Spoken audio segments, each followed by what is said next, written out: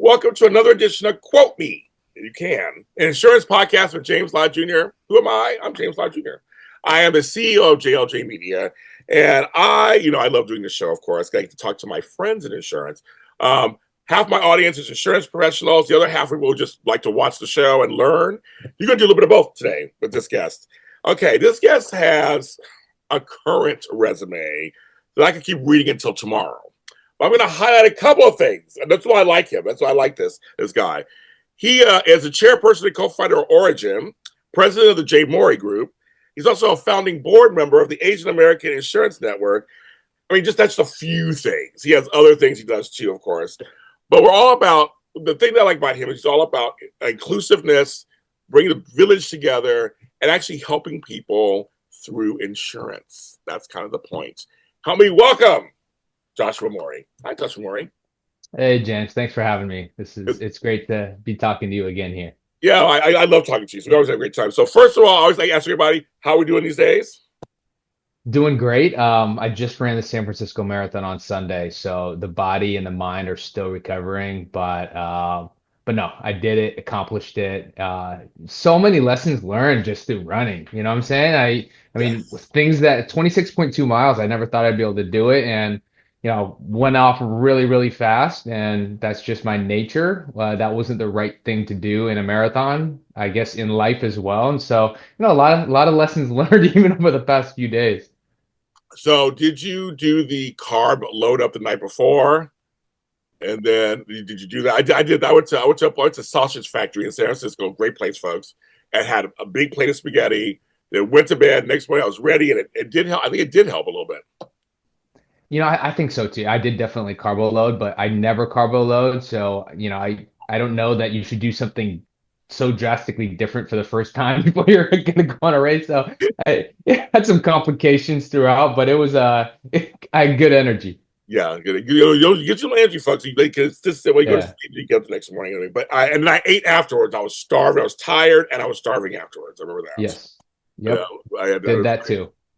So we were saying there are a lot of lessons, actually, folks, when you do these marathons. I was just telling them off camera where they say that saying, it's a sprint, it's a marathon, not a sprint. These kind of things. I now know why they say that. It's a distribution of energy and timing and pacing, like in life. What is one of the things that you can now relate to from running the marathon into your insurance business?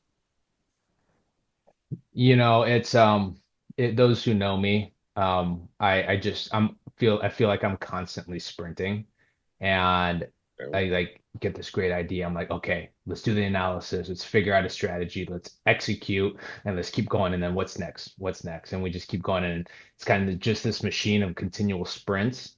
I think, not think, what I realized over the past 4 years since launching Origin, and very much similar to a marathon, is that if you want to build something special, it doesn't happen overnight. And I think some of the pains that we felt over the past 4 years. And we've gone from when I bought the company from my dad and uncles, we were 15 employees. I We know. did an acquisition, did a merger, and then did a ton more acquisitions to where today, we're roughly around 150 plus. And so, we've grown so fast, but it has been just this like great idea, great opportunity. Okay, let's execute it and just boom, sprint, sprint, sprint, sprint, sprint. But how sustainable is that over the long run? And can everybody as well keep up with the same sprint as you? So, as I'm reflecting on the marathon, I started off so fast and it hit about mile 9 and I just started cramping up a little bit, right? And then so electrolytes, bananas, I had those goo packs, Yes. recharged a little bit. Okay, great, I'm good to go. And it was fine. And kind of hit mile 20 and boom, I just hit this wall and everything started cramping up. And it took everything inside of me to adjust a little bit, kind of like favor my left side and drag my right leg along, right? And it was just this mental game of there's my goal was I wasn't gonna walk. Okay, Oh, so okay. yeah, so I Okay. didn't walk at Okay. all, and I continued the jog, but you know, I could have probably gotten a lot better time if I had create just stayed at like that 9 minute 30-second pace. I had some splits that were, 8 minutes or like 7 to 30, Yeah.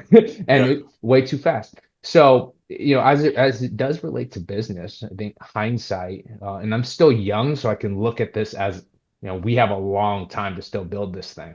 Yeah. But there's a pace to everything, and sometimes there are sprints, but most of the time it's slow and steady, and it's being able to adjust along the way. And my legs hurting a little bit, well, let me, you know favor this side, let me recharge a little bit, and then let's keep going. Yeah, you're like we're similar. I'm Mr. Go Get 'em. I'm Mr. Doer, as you know. I mean, I built this business from scratch. I mean, I can't help it. I get an idea to it. I'm like, let's go, let's do this. But I have learned, and as I've gotten older, and I'm also caretaking my mom, so I've had to slow down on purpose. Yep. So how God comes in, it's like, okay, let me slow you down for a second to show you a lesson, and that's a good Right. lesson from doing the marathon. Just like, okay, oh, okay, I can work on stuff for a while. I mean, I have to launch it so quickly. Like, we'll Hmm. get there, but just like I keep working on little by little, take care of other stuff, get back to it. It's going to be okay. Hmm. That's what you have to kind of say, because I'm like, I just want to get out. I'm ready. I'm a mass producer. I always say I'm a mass producer. Let's get out there. But I have a few projects where I was like, it'll be fine. It'll go out when it goes out, and when it goes out, it will be successful because I That's will have right. taken the time. We're talking about this also off camera about training. I Hmm. trained. I got a pacer. I trained. They taught me so much stuff about just the art of doing a marathon. And don't mistake patience for laziness, No, right? You can still have the same energy and enthusiasm about getting something done or moving the needle. And it doesn't mean though that, oh, okay, I can sit back and wait, right? You can't confuse it too. no, you can't do what the thing you don't want to have happen is analysis paralysis. You don't want to do a thing where you talk about it to death, you think about it to death, and to do nothing. But also, you want to go so fast that you're pushing yourself so hard, you'll hurt yourself, in some way, Right. hurt yourself in some way to get it out there. And like I said, you may create problems that you could be avoided if Absolutely. you find the middle ground. You find what, like you said, when you're for me, I was like doing 9 to 10 minute miles Hmm. sometimes, and I'd be okay with that. I was just like, I'm just not. No, 11 in some cases. And I was fine with that. I mean, I was fine. I think that's fine. I want to be under 13. That was my whole thing, be under 13, minutes. I got there. So, but it's like, but Hmm. I'm not going to kill myself or injure myself heavily if I'm trying to get to 7. I'm trying to get to 6. Right. That's just not going to, and in business, it's the same way. You don't want to add problems that could have been avoided. Absolutely. I agree with that. But congratulations. I'm glad that's Thank you. I think anybody out there, if you're thinking about doing it, I always thought it was for someone else. Other folks do marathon. I always thought that. Now that I've done it, it really is for anybody who's interested. And you can Yeah. run, walk them. You can light jog them. You can heavy jog, heavy run. There's many different ways and many different ages, folks. I say guys when they're 70s were doing it. I was in my 40s when I did mine, and so I'm very proud of myself. I have my plaques right here, my things in the back, and I look at them and I'm thinking it's a mind game It is. experience. It is. It really is, and I think you and I now are strengthened because of that experience. I think it's going to be good for you. Speaking Agreed. of Ori-gen, I told you the other day, I'm just amazed. I feel like I've seen it from the beginning. I'm so amazed at how much you guys have grown. Can you tell folks, just anybody new, not knowing what Ori-gen is, what you guys and tell what you guys do? So, Origin Insurance Group is a collective of diverse owned insurance agencies that have now come together under one umbrella, one ownership group, um, to be able to move the industry forward in terms of serving our communities. And, I personally went through this exercise of having to buy out my dad and uncles, and it was tough. And there was a consultant that told us that we couldn't do it. And just, I didn't have enough money, frankly. And my dad and uncles are old school and didn't want to give up, sell it pennies on the dollar. And so we Yes. had to entertain other offers.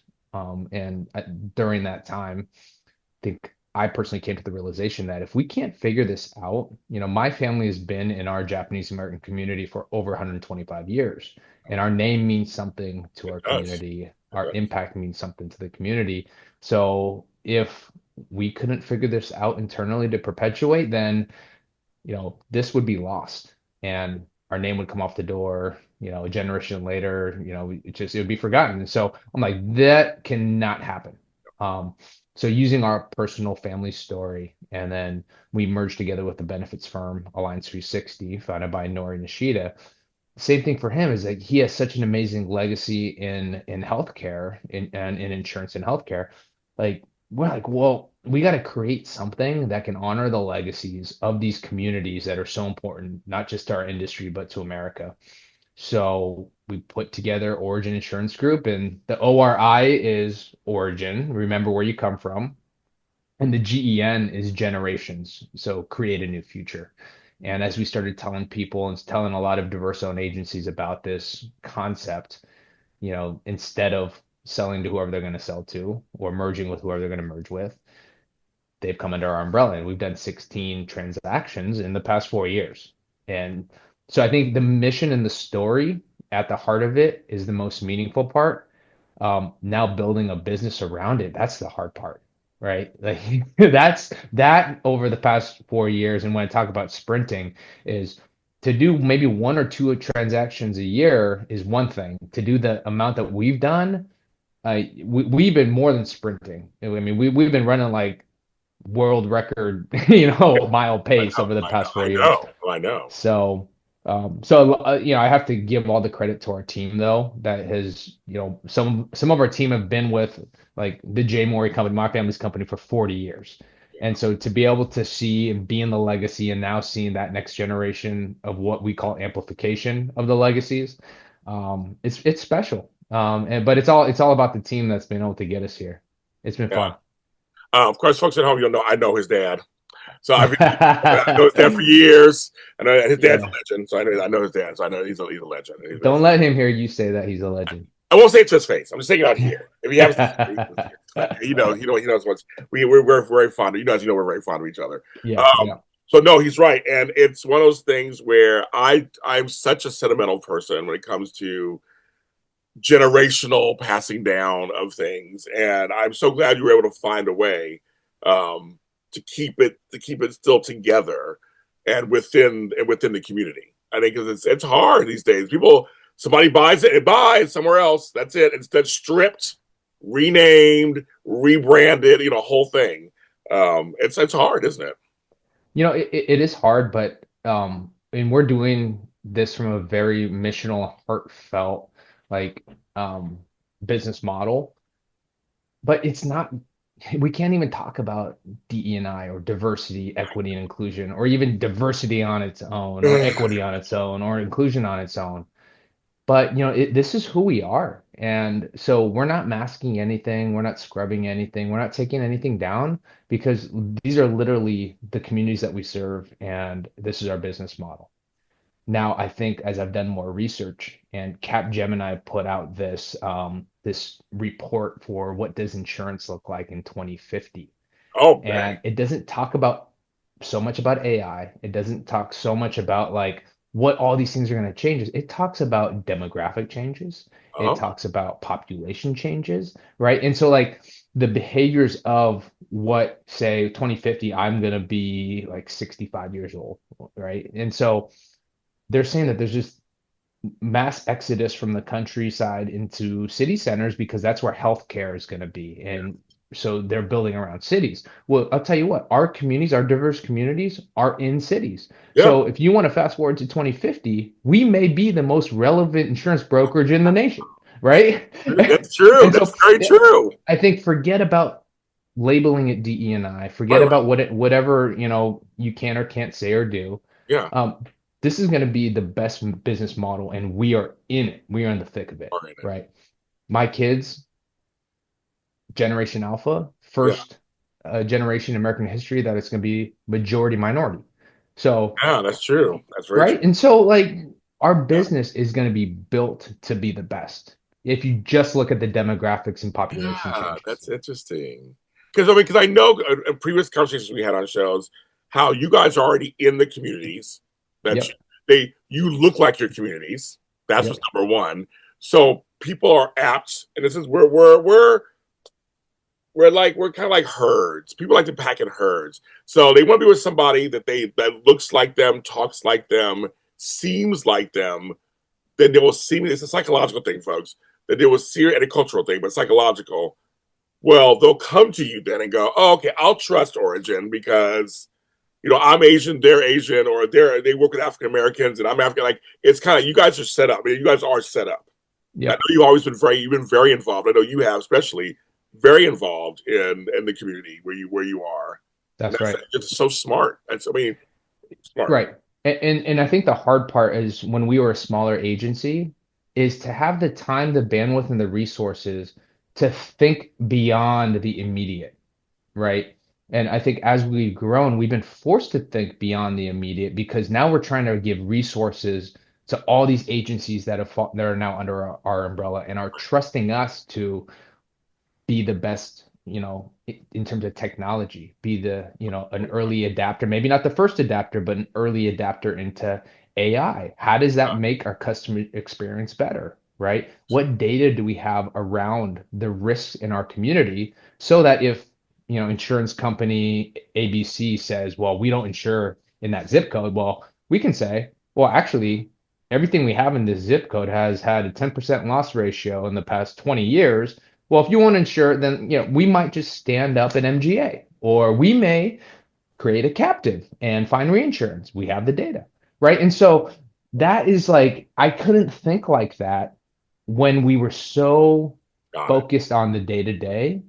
Yeah. And I love that now, we're still early in our journey, but now we have the bandwidth to think way beyond that. Yeah. So to be a community-based agency, which we are at our core and always will be, Yeah. also doesn't mean that our product and service lacks expertise or is behind technologically, right? We're actually going to be the best of the best because we need to serve our community the best. Yeah, and just I mean, and you're also in Los Angeles. LA is just so diverse. I mean, I mean, it would be just almost ridiculous if you didn't try to serve everyone in your community, and have people on your staff and people you work with and have all the latest technology, all the latest, regulations and rules, all the latest, stuff. I mean, it would be a disservice to any Yep. company. But I'm glad that you guys are like, we're doing this, we're doing it now. We're Oh not. yeah.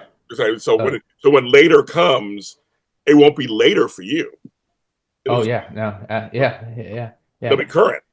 Yeah. That's it. That's very interesting. Because a lot of studies that I've been reading a lot, they do a lot of generational stuff. So I haven't seen the demographic stuff so much in terms of race, but I've seen a lot of generational stuff. Gen X, of course, is me. Millennial, you.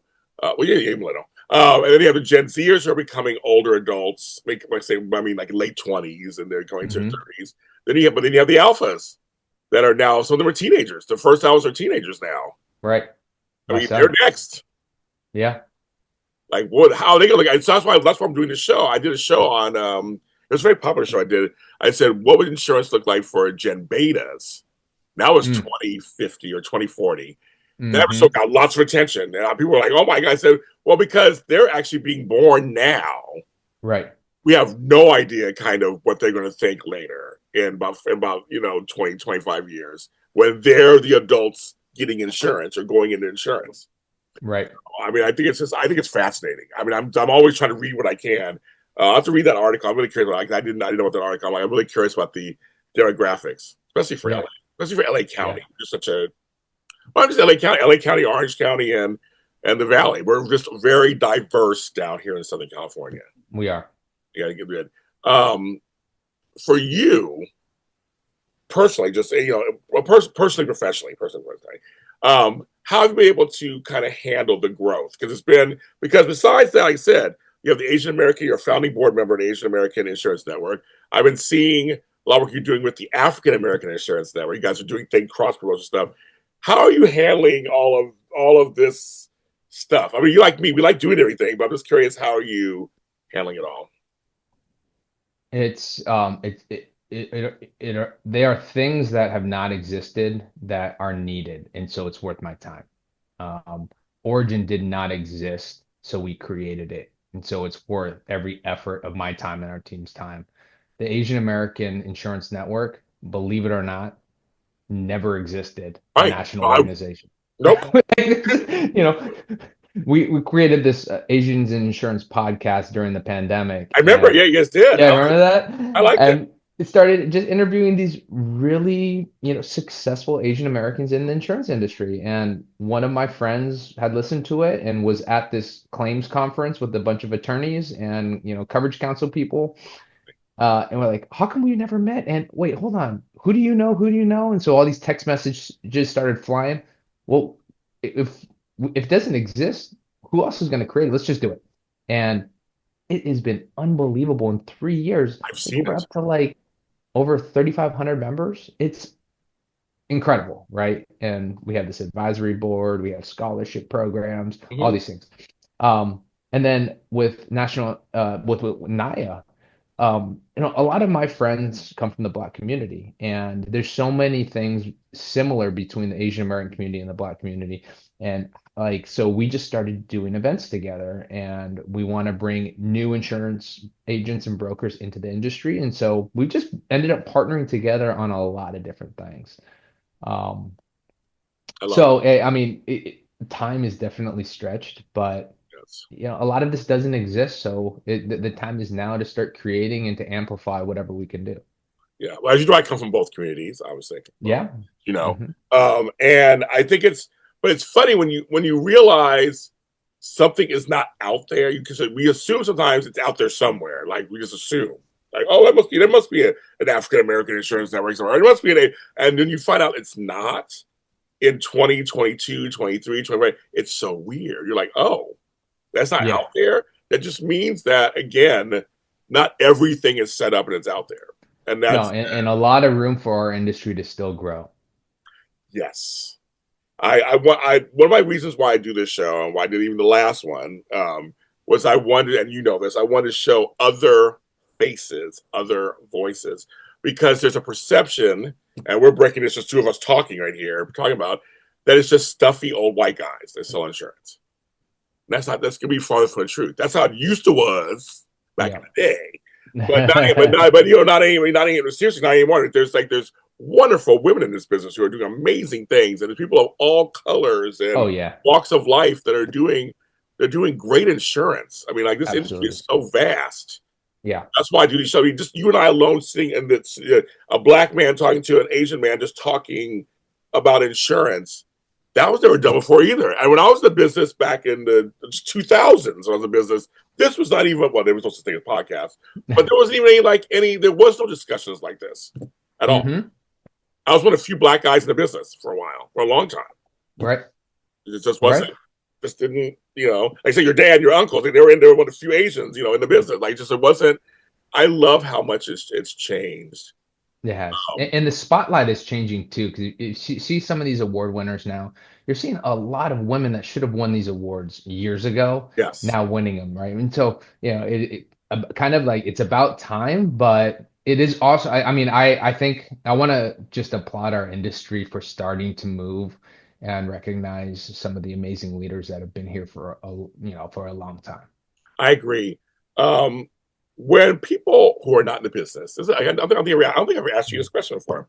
I've talked to you several times on air. When just say you're at a party or a wedding or somewhere, and someone says, "So, Josh, what do you do for a living?" And what do you tell them in general? Like, what do you say? I say that I am in a generational family business is Oh, I who I like that. start. And because to be on insurance, like I'm just so grateful that I can continue on something that my family laid the foundations for.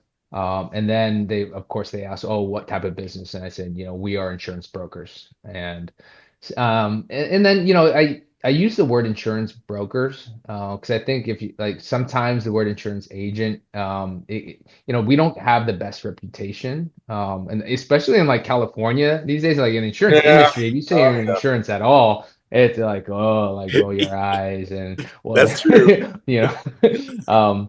But but honestly, like when was going to networking events a decade ago, I was almost ashamed to say that I was from the insurance industry.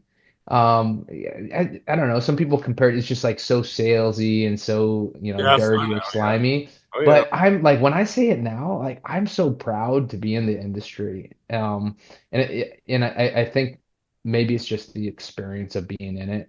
And I also think that our industry is starting to get a better reputation. Better, not necessarily the best, but Yeah. it's starting to get a better reputation. It is. No, it is. And I said podcasts like this. No, but seriously, we are. I know. I've seen a tide turn. There's not as much hissing and booing anymore as there used to be. Yeah, Sorry, yeah. anyway, sorry, James. How? Okay. I don't know if you have an answer. I mean, I don't know if you have an answer to this or not. But why do you think you guys have succeeded through? We had a pandemic. Mm, We had, especially God in California, we had the major fires here in Southern California. My roof collapsed during the rainstorm in February. I mean, there's a lot of stuff's been happening here. We had a tsunami watch the other day. All these things going on here in hmm LA. Why do you think you guys are succeeding where others may have failed?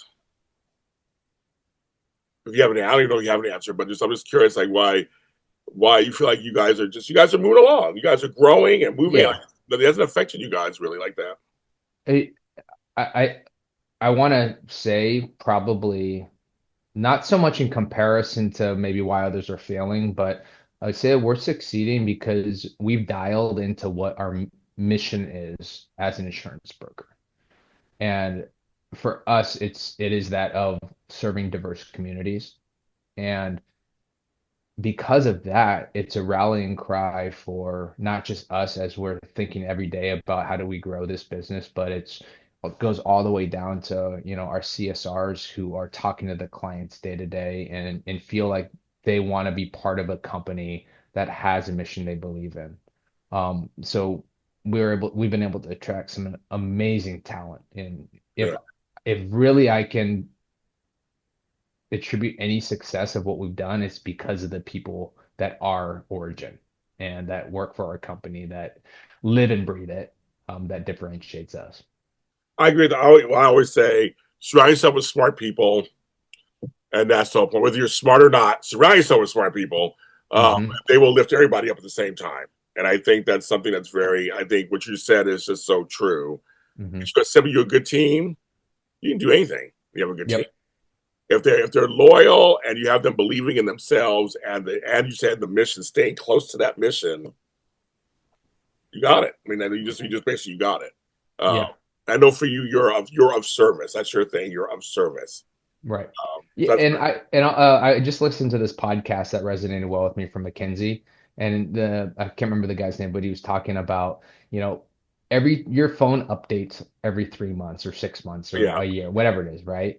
And when your phone is updating, it's literally going through the applications that are no longer necessary on your phone, deleting them, creating space, creating room, and then allowing you, and then also giving you the net, what are those new apps and resources that you probably should be using more that are faster and make you AI whatever think better. And he compared that to like even in our daily lives that like what if every 3 months you were to get an update, like what things would you stop doing, what applications or whatever those comparatives for applications on a phone would be to your life to remove, and then also like take an inventory of what you have because those things are getting updated and probably are the things you should focus on. And so I think that in this in our evolution of Origin so far over it's been almost 4 years.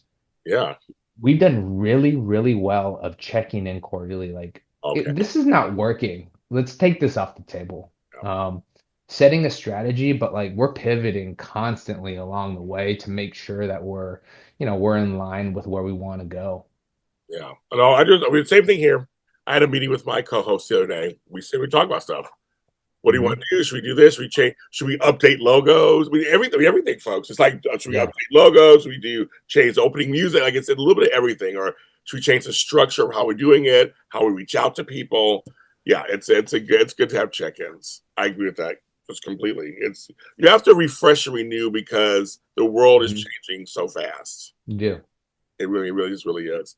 Thank you, Joshua, for being on the show. You're amazing, of course, and I'm just so happy for. I mean, genuinely happy for your success and the success of your Thank you. teams. I think it's amazing, amazing. So I just say congratulations, Can I just say one more thing, please, James? please. Yeah, and this is just to you personally.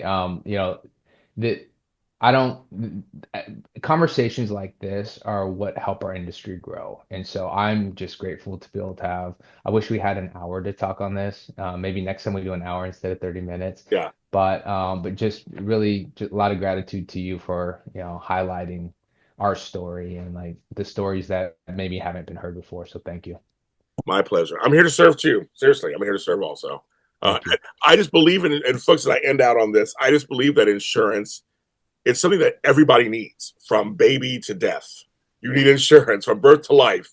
Somebody needs insurance in some form. And I just know so many people out there who are offering great customer service in the insurance industry. And if you want a job in insurance, oh my God, Mhm. there's so many, it's such a vast medium.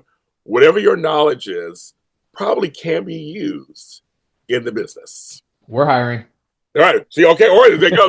There you go, right there. So I was going to ask you, as I always do with all my guests, tell them where they can find you. I'll put it in the description too, but tell them where they can find you if they want a job or hire you or whatever. Where they want to find you. Website is www.ori-gen.com as ORI-GEN.com. Look me up on LinkedIn. I try to stay very active on LinkedIn. Joshua Morey should be able to find me. Yeah, find them. So yeah, so definitely. So there you go, kids. I'm telling you. I did it for 11 years. Now I'm on the other side, but I can still be. But see, I'm using my skills. I'm still in the insurance industry. So that's how that works. This show is out on Tuesdays, folks. Right? Yes, Tuesdays. I call you shows on Tuesdays. Check out audio and video. If you want to listen to us in your ear holes, go to any streaming service platform except for Google. Google's gone. They don't do that anymore. Apple, Audible, iHeartRadio, Deezer, Castbox, Spotify. Where they're under Quote Me. So you literally quote me. And check out there. And of course, where the videos are on the granddaddy of them all, JLJ Media on YouTube. Because I'm a grandfather too.